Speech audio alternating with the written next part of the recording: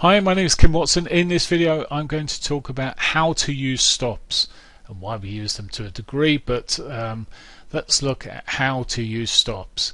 Now firstly, of course, what are they is the question I get. I was talking to a friend who'd invested in some Bitcoin some time back, and he was telling me about well, it's come down quite a bit, and I said yes. Yeah, are you still in it? He said, yeah, yep, still short. I said, well, where's your stop? And he looked at me quite sort of oddly, as if I'd asked a very strange sort of thing. He said, what do you mean? I said, well, where's your stop loss? Where are you going to get out? And he said, don't know. Don't know. It's going to go back up. And I said, well, what gives you the thought that it's going to go back up for a while and you're still risking money? And he sort of looked at me, and I think it started clicking that, oh yeah, it could carry on going downwards. Now I'm not suggesting Bitcoin will go downwards here, I'm just giving you an example. You don't know how, when something's running in a downward trend or upward trend, nobody knows exactly where it's going to go. What you do know is how much you can know is how much you're willing to risk on that particular trade. So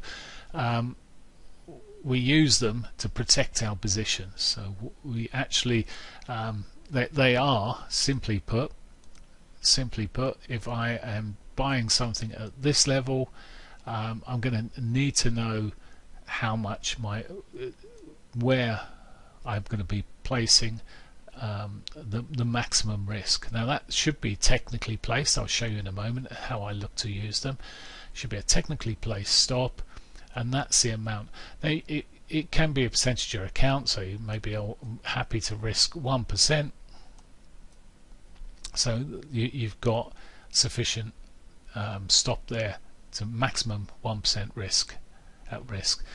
1% risk means I can be in of a new account, I can be in quite a few trades. If I'm only losing 1% each time, I'm going to be in quite a few trades before I've wiped out the account if I get it wrong. If I'm taking 10% account, all of a sudden probably 8-9 trades, 7-8-9 trades, I'm going to get calls from the brokers saying you've run out of margin, chap, you need to top up. So know exactly where you plan when you get into the position. Plan where you're going to get out of the position. Both sides. It's all right saying you put a stop down here to stop me losing money. I can also put effectively a limit order up here, which is effectively, that's the point I'll close out of the trade. So I know it's all about exits. Here's the exit to avoid losing money. Here's the exit to bank my profits, and I can put them both in there. So the levels that you put in. Are there times when I wouldn't use a stop? No, not very often.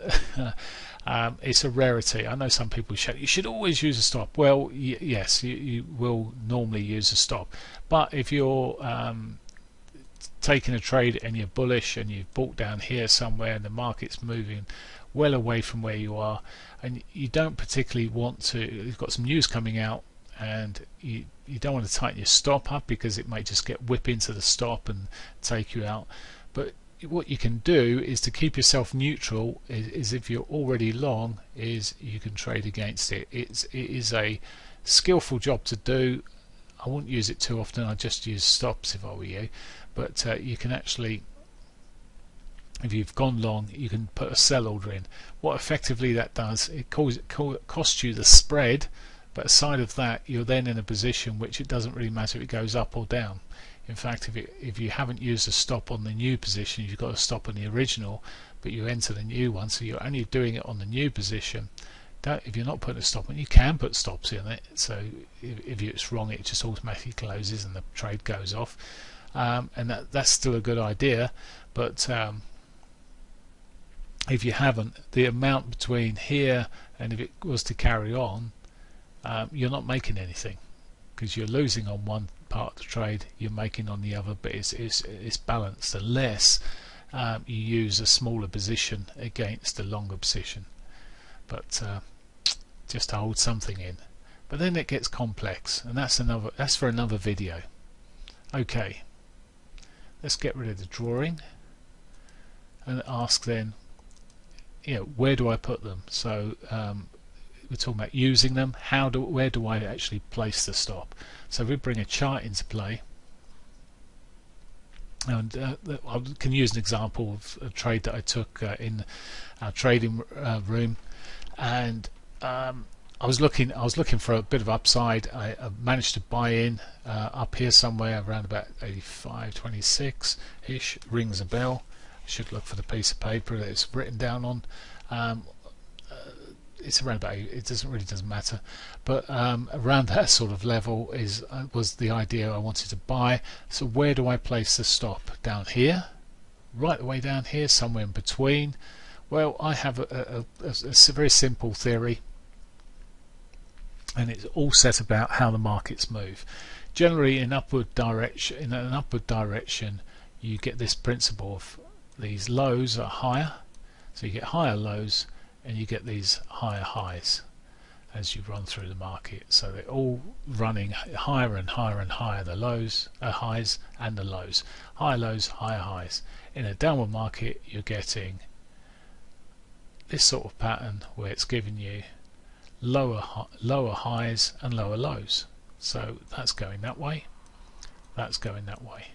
So taking my principle here, how I look at it, if I'm taking a trade here which has been in a decent trend, it's pulled back here, if I place my stop here, if I put a stop placement here, some people can say, well, everyone puts a stop there, and I really don't care. It might be the right place for everyone to put their stop, and yes, price could come down there, but if it's, as long as it's not too tight, and I've looked at the size of the position, the principle of the volatility of the market, I meant to say, as long as I've got enough space in that, I'm happy. Look at the average true range and see what that's sitting at, for example, then that's great. I'll just put the stop down there. I don't care if other people are putting their stops there. There'll be people that are bullish, there'll be people that are bearish all the time. I'm not worried what anyone else is doing in this particular case.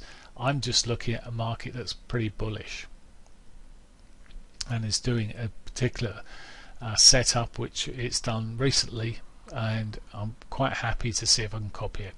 So I'm in that position. It's a bull flagging for the flag likers out there. It's effectively a bull flag. I've gone in here and I've placed my stop here. So that's the important thing, is where do I place it? Well, and why do I place it there? We'll go back to the principle of here. If I've taken the market's come down here, so that's that bit there. It doesn't matter what's happened before here, but if that's that bit there and it's popped up there, that's why I've got in, is that bit there. Now if this market is actually making is actually on a downward trend, it's going to give me a lower high. There's the previous high, and to give me a lower high, it must break that low first. So then it's a confirmed lower high. So it's suggesting the market at this point here is to the downside, continue on that downside stretch, which in that case my stop's fine there, because it doesn't matter where, if everyone else put it there, this market's moving down. It might not go down a lot further, it doesn't matter. That's the point of where I feel that I should be placing a trade when I'm wrong, because it's taken the principle of what's happening here, it's given me a lower high to do that. So that's how I place them. I look at them quite often like that. Occasionally I might use a more aggressive stop, which depending on the pattern and the shape of what I'm doing might just sit on the shoulder of a candle, for example. But either way, it's got to work and have a sufficient room in it to allow the natural volatility of that market. Okay, so there we go. Principles then, highs and lows, look where they are. It doesn't really matter if people are putting their trades there, and some people say we're sucker. Well, yeah, I'm not such a sucker when it carries on moving down, then pulls up a little bit and carries on some more down. You don't think then, you just say, oh, you did quite well there getting out at that point. Anyway, don't care what other people are saying. Let's move on. So where do I put them? I've read the price action. The alternatives, average true range, mentioned that, So I could use an average true range. That literally looks over a period of 14 days or 14 periods, takes the 14 numbers, divides them by 14 and gives you the average true range. So it's basically the volatility. Okay, what about size? So looking at stops, let's just say you've got an option of placing either a 15 pip stop or 50 pip stop, but on two different trades, one of them will only give you a 30 pip target, the other one will give you a 100 pip target. Which of these two, A or B, do you feel more comfortable with? Now, I did this exercise yesterday actually in my trading room, and I put it the other way around. I put the big one first and the small one second, so they all went for B, but in this case they would have all gone for A. Quite a big group of them went for A. But if you look at the returns, it's exactly the same. So the return is exactly the same. You're risking 15 to make 30, so you've doubled your money. So you made 2 to your 1. You're risking 50 to make 100. That's 2 to 1. So that it's 2 to 1 on both of them. However, a lot of people, when they see it, 50 pip stop, down like that. Why don't you like it? Because it seems like a big old stop. Now it is a big stop if you're not risking what you should be risking. If we're risking 1% on any trade and we look at it in a percentage risk, the R factor, here let's just say we took this and it was risking £15 a point. I was going to risk £15 on this, and that was 1% of my account, so there's £15 risked on that. Now I could still take this trade here, but I can't go in at £1 a point because I'd be losing 50 quid, or £50. So I've got to look at, if all I can afford to risk is the 15 points, £15 rather, I've got to look at what size position I take up. So effectively it's going to be around about, I don't know, about 30 something pence as opposed to £1 a point, 33 something in that region, pence instead of.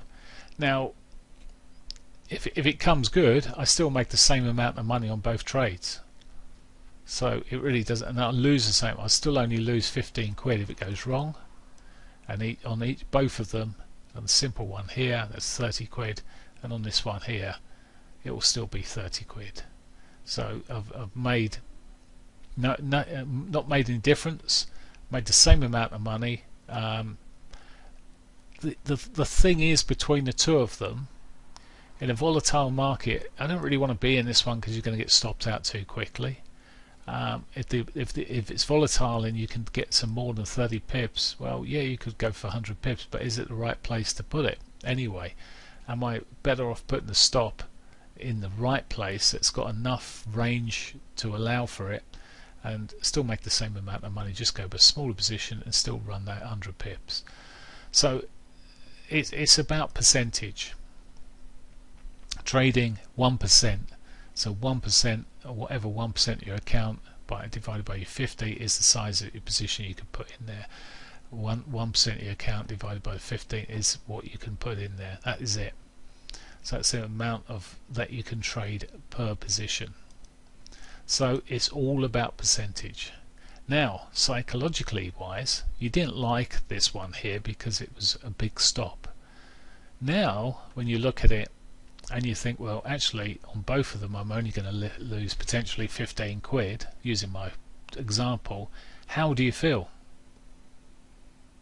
You're quite neutral about it. With a 50 pip stopper, but it might just give you so much more stop, you stay in a trade longer, and if it's going to go right, then you're going to make the same amount of money. The 15 pip stop, I'm not suggesting you put 50 pip stops on everything. You put the stops on where you should be putting the stops. But the principle behind it is sometimes we need to use much bigger stops. The example I showed you a moment ago had a 70 pip stop. so it had a 70 pip stop, so I position sized accordingly, so I could only lose the 1% of my account on that trade. So that was it. So it will help your psychology using them in the first place, because it gives you a feel of safety. They do get slipped occasionally, so you might not get an absolute close where you've put your stop, but getting slipped is better than just losing everything because you've got no trade, you haven't got a stop in there altogether. Trading without stops in the long term, even if it doesn't do you in the short term, it will do you. It will become a time when you get absolutely crucified, because you get into the trade, you've bought, for example, and it's going against you, and you don't want to sell yet, I just give it a little bit more, and before you know it, you've halved your account in one go. So the psychology behind it is a lot easier, it's a lot more comfortable. If you struggle pressing the button with trades, size it up right, get the right size, so you're same percentage on both types of trade, the bigger ones as the smaller ones, same percentage, and they all feel the same. And then it's using stops is, as I say, absolutely best thing you can do. So there we go, I will leave it there, and I hope you enjoyed the video.